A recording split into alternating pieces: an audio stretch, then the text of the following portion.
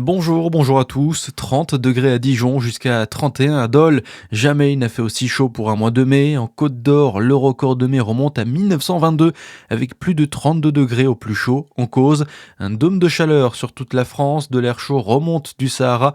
Il reste pris au piège par un anticyclone. Météo France prévoit des températures importantes au moins jusqu'à mercredi. Et pour se rafraîchir, ce ne sera pas possible d'aller au complexe aquatique du Grand Chalon. Il ferme ses portes ce soir pour le grand public. Place aux nageurs qui préparent les championnats de France, puis à 14 mois de travaux, un chantier de modernisation de 9,5 millions d'euros.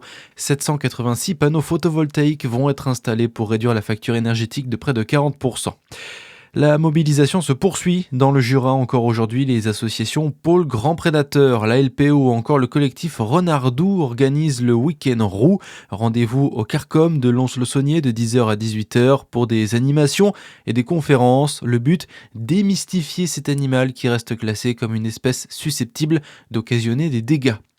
Dans l'actualité aussi, la mère de famille soupçonnée d'avoir abandonné ses enfants de 4 et 5 ans au Portugal a été placée en détention provisoire hier.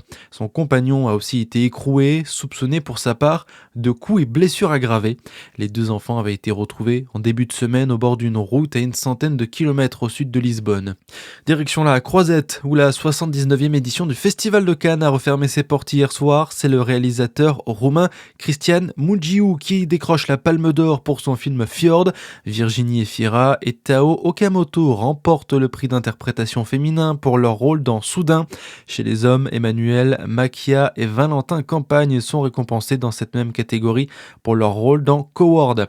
Et puis en basket, l'élan Chalon arrêté net. Les joueurs de Saône-et-Loire ont perdu face à Strasbourg hier soir en Betclic Elite 102 à 81.